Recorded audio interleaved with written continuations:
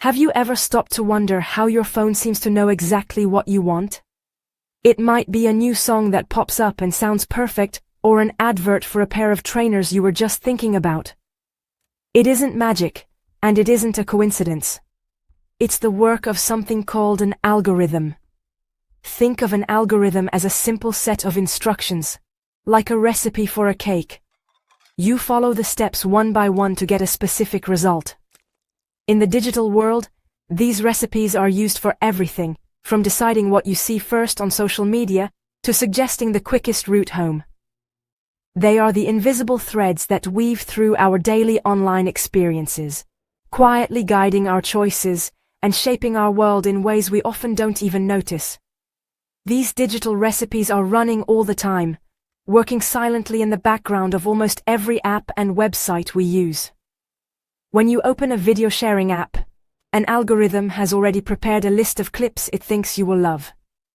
It looks at what you've watched before, how long you watched for, and what you've liked or shared. It then compares your viewing habits to millions of other people. Based on all this data, it makes an educated guess about what to show you next. It's a powerful sorting mechanism, designed to keep you engaged, entertained, and scrolling for just a little bit longer. These instructions are not just simple suggestions. They are powerful tools that organize the vast ocean of information on the internet just for you. This process is happening constantly, learning and adapting with every single click, tap, and swipe you make. It's a continuous feedback loop. If you pause to watch a video about learning to bake bread, the algorithm takes note. It might then show you more videos from the same baker, or perhaps videos about different types of flour, or even adverts for new baking tins. The more you interact with its suggestions, the better it gets at predicting your interests. It's like having a personal assistant who is constantly trying to understand your preferences, creating a digital environment that feels uniquely tailored to your tastes and curiosities.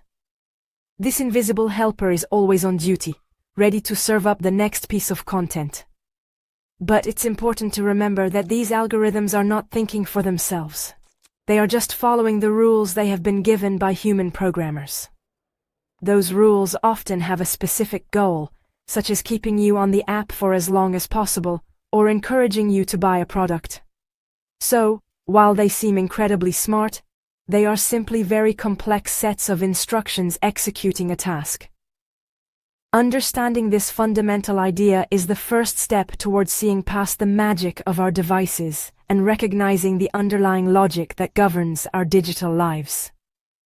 They are not conscious entities, but powerful mathematical tools that have a profound impact on what we see, what we think, and what we do every single day. One of the most amazing things about algorithms is the sheer convenience they bring into our lives. Imagine trying to find a new movie to watch without any recommendations. You would have to scroll through thousands of titles, reading descriptions for hours. Instead, a streaming service algorithm does the hard work for you. It analyzes the films you've enjoyed in the past, looks at the genres, actors, and directors you seem to prefer, and then presents you with a curated list of suggestions. This saves an enormous amount of time and effort, acting like a personal film critic who knows your taste inside and out. It helps us discover new things we might genuinely love, but would never have found on our own. This helpfulness extends far beyond entertainment. When you are shopping online, algorithms are there to guide you. If you buy a new tent for a camping trip, the website's algorithm might then suggest a high-quality sleeping bag or a portable stove. This isn't just a random guess. It's based on the purchasing data of thousands of other customers who also bought that same tent. The algorithm has learned that people who need a tent often need these other items as well. This can be incredibly useful, reminding you of things you might have forgotten and making your shopping experience smoother and more efficient. It's like having a helpful shop assistant who anticipates your needs before you even do. Think about music apps as well. Decades ago, discovering new artists involved listening to the radio for hours or relying on friends' recommendations. Today, Algorithms can create entire playlists for you based on a single song you like. They analyze the tempo, key, and instrumentation of that track and find dozens of other songs with similar characteristics. This allows us to explore new genres and artists with incredible ease, broadening our musical horizons in a way that was once unimaginable.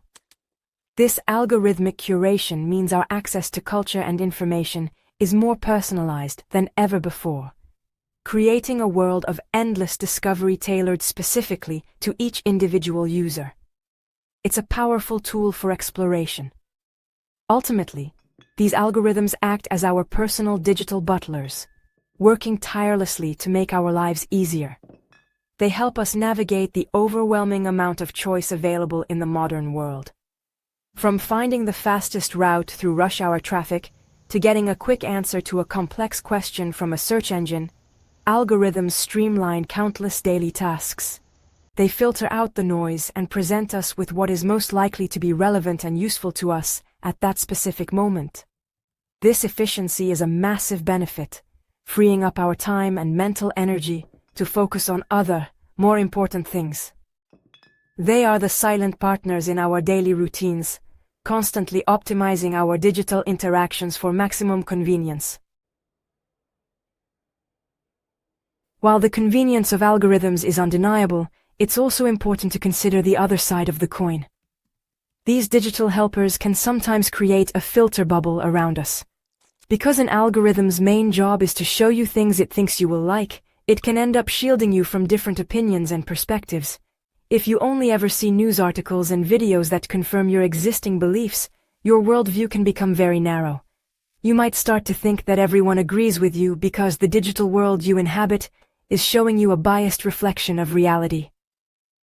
This can make it harder to understand and empathize with people who have different experiences or hold different views, creating deeper divisions in society.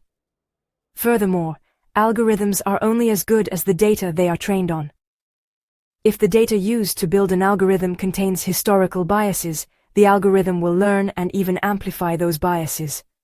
For example, if a hiring algorithm is trained on data from a company that has historically hired more men than women for technical roles, it might learn to favor male candidates, even if gender is not explicitly mentioned. This can lead to unfair outcomes, where people are denied opportunities not because of their skills or qualifications, but because of a pattern the algorithm has detected in biased data. The algorithm isn't being intentionally malicious. It's just repeating the patterns it was shown, perpetuating inequalities in a new and automated way. There is also the matter of privacy to consider. For an algorithm to work effectively, it needs to know a lot about you. It tracks what you search for, what you buy, where you go, and who you talk to. All of this personal information is collected, stored, and analyzed to build a detailed profile of your habits and preferences. While this data is often used to give you better recommendations, it can also be used for purposes you might not be comfortable with, like highly targeted political advertising. The trade-off for all this personalization is a loss of privacy, as our digital footprints are constantly being monitored and monetized by companies we may not even know are watching us. Finally, the constant stream of perfectly tailored content can lead to a subtle loss of control. When an algorithm is so good at predicting what you want to see next, it becomes very difficult to look away. Video platforms are designed to autoplay the next clip, and social media feeds are designed to be infinitely scrollable. This is not an accident.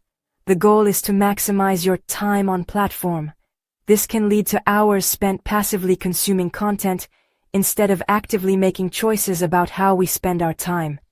We might feel like we are in charge, but often we are simply following a path that has been laid out for us by an algorithm designed to capture and hold our attention for as long as possible. So, what can we do? The first and most important step is simply to be aware. Knowing that algorithms are at play is like turning on a light in a dark room. When you're scrolling through your social media feed, ask yourself why you are being shown a particular post. Is it from a close friend? Or is it a sponsored piece of content designed to look like a normal post? When a video platform suggests your 10th video in a row, take a moment to think about whether you actively chose to watch it, or if you just let it play. This simple act of questioning can help you move from being a passive consumer to an active, thoughtful user. It's about recognizing the invisible threads and understanding that they are pulling the strings. Once you are aware, you can start to take small actions to regain control. Make a conscious effort to seek out different perspectives. Follow people or publications on social media that you don't always agree with. Use your browser's private or incognito mode when searching for sensitive topics to limit the data being collected about you. You can also go into the settings of many apps and websites to review and adjust your privacy and ad preferences. These actions might seem small, but they send a signal. You are telling the algorithms that you are more than just a simple collection of predictable preferences. You are a complex individual who is in charge of your own digital diet. It's also helpful to diversify your sources of information and entertainment. Don't rely on a single platform to be your window to the world. Read books, listen to different podcasts, and talk to people in real life about their interests and opinions. The more varied your inputs are, the harder it is for an algorithm to place you into a neat little box. By consciously choosing to engage with a wide range of content, you can break out of the filter bubble and build a more rounded, nuanced understanding of the world. It's about curating your own experience, rather than letting a piece of code do all the curating for you. This active engagement is key to maintaining your intellectual independence. Ultimately, algorithms are powerful tools, and like any tool, they can be used for good or for bad. They are not going away. In fact, they will only become more integrated into our lives.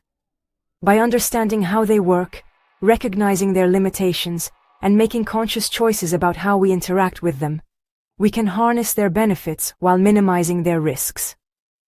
The invisible thread of algorithms connects much of our modern world, but it doesn't have to control us. By being mindful and deliberate, we can ensure that we are the ones holding the reins, navigating our digital lives with purpose and awareness. Understanding is the key to empowerment in the age of the algorithm.